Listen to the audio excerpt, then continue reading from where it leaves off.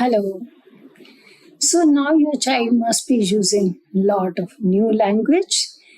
Have you ever analyzed what part of language is using less, like pronouns or adjectives or verbs? So we'll talk about today how to increase these vocabulary in different grammatical connotation to increase the language of the child. So starting with auditory memory, we continue auditory memory of three key items. These can be three words or three sentences or commands. We prefer to now talk about commands and instructions with at least three different sequence so that the child can remember for a little while. See, we have to move from short-term memory to long-term memory. So increase the duration of short-term memory slowly. How? For example, you are making salad.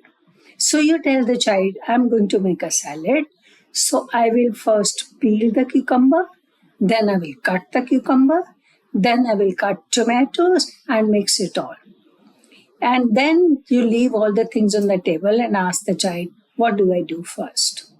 Now, the child has to remember what you said, three things he has to remember, and he or she gives you the peeler and the cucumber and says, peel it, right?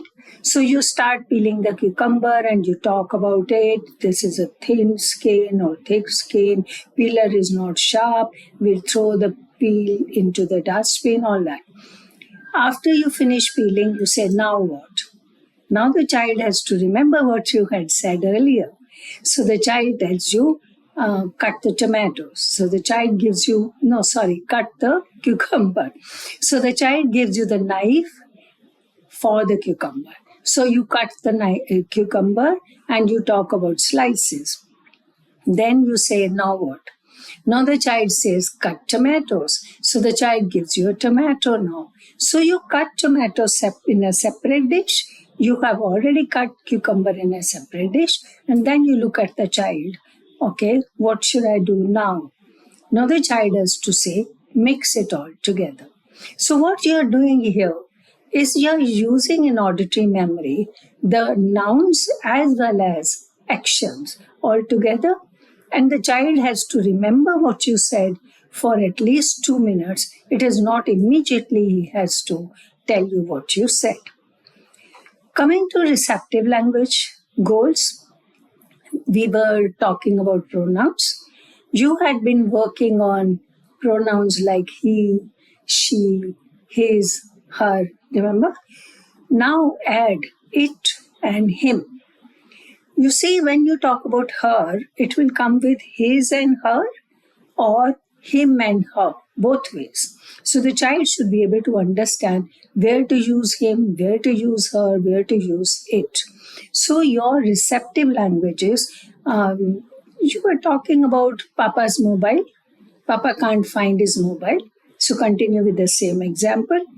Then the child brings the mobile, you say, give it to him. Don't say give it to Papa. Don't say give mobile to Papa. Say give it to him. Now the child understands it is for mobile and him is for Papa. The same way you can say, Dadi can't find her glasses. So the child brings the glasses and you say, give it to her. So the child understands that you have used him for Papa and her for Dadi. So you are including the gender also, including all together pronouns with genders. So start using a lot of pronouns during your daily routine activities. Also, when you are working on this, do on double verbs. What are double verbs? How do you do? What did you see? What did you hear? What did I say? And what do we do with a knife? What is a pencil for? So in every sentence, there are two verbs now. Earlier, we were doing simple sentences with one verb. Now the child is learning that there can be two verbs in a sentence and which can be even divided into two action sentences. So in your expressive goals, you should now expect the child to use a lot of pronouns because you had been doing it earlier and today, this week also you are doing. So this week you pause and wait for the child to say something, and you will realize the child has understood the pronouns and the child will start using the pronouns correctly in the sentences. His MLU, his or her MLU is also increased. Coming to the speech goals, we work on 3-syllable babble. Yes, we had been working on 3-syllable babble earlier, but now there's a little difference. The difference is when you take 3 syllables, the vowels should be the same, but the consonants are different. For example, you say pataka and the child imitates pataka. So you are taking the consonants per and ter and k, but the vowel only a. So there's no change in vowel. Therefore, the child is paying more attention to the consonants. Again, there's another condition. When you are using these 3 consonants, see that they belong to only one category. Consonants can be divided, classified on different categories. Like some are plosives, some are nasals, some are fricatives. You cannot mix them all together because a child is not at that stage to alternate any consonant. So keep it little easy for the child. So you can take pataka, badaga, mananga, fashasa. So they are different categories. And if you have downloaded the resource, then you will find in support material, there is a chart on classification of consonants, which helps you to understand which consonants can be grouped together. Coming to the book, this week's book is selected as Hat, Old Hat, New Hat. This book is selected because it has a lot of adjectives and simple, easy pictures to relate the adjective, and the children can understand new adjectives. See what happens when we talk about adjectives. We generally talk to the children about dirty, clean, big, small, heavy, light. That's it. This will tell you a lot of new adjectives which you use, and it's using fun because you can use it in a poem also. There will be many adjectives like old, new, shiny, pointed, crooked, flat. So let us see here. This man has an old hat and he goes to buy a new hat. So there you see old hat, new hat. Here you will see heavy and light. Here loose, more important, loose and tight, which is also adjective. And then you go on to different types of hats where you can see crooked hat, straight hat, shiny hat, tall hat, flat hat, and then you even say too holly, too patchy, too feathery, too scratchy, too crooked, too straight, too pointed. So this way you can sing, repeating the same, and the child would love this book. There are so many pictures here which can help the child to understand different adjectives. Coming to tips. The first tip we say is work on one thing at a time. Focus on one goal.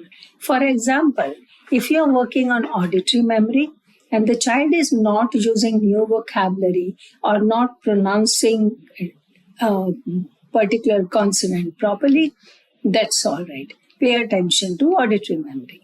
If you're working on speech, then concentrate on the articulation, production of that particular sound, and not auditory memory or grammar.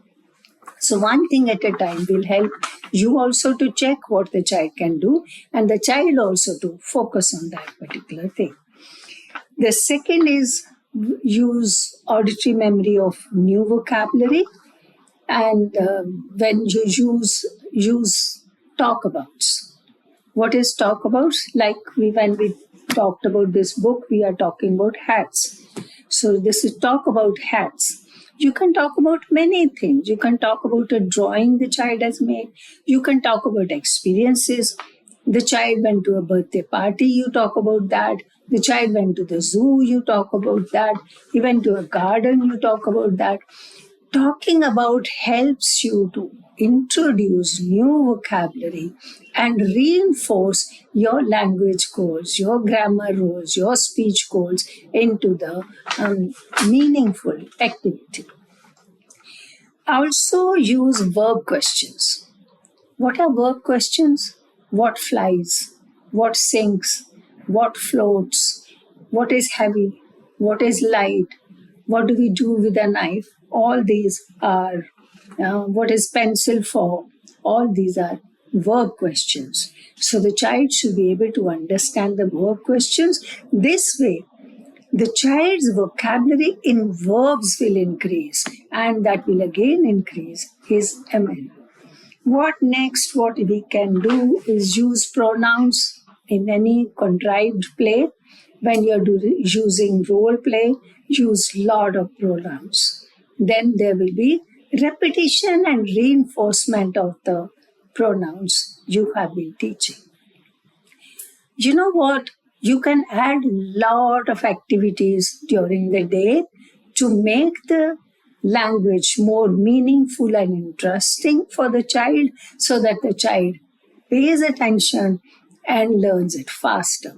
What activities? For example, I will recommend that you play Ludo with your child, snakes and ladders, Uno cards, playing cards, housey, draft, chess, which is little for older children.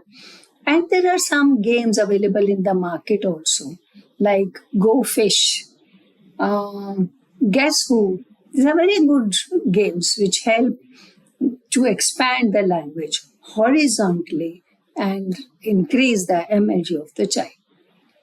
If you get any doubt or question while you're doing all these activities, write in the comment section and I will respond to you. See you next week. But if you want to watch any episodes before this episode, then there is a link given below which you can click, which is a link for 40-week session plan. Thank you so much. See you next week.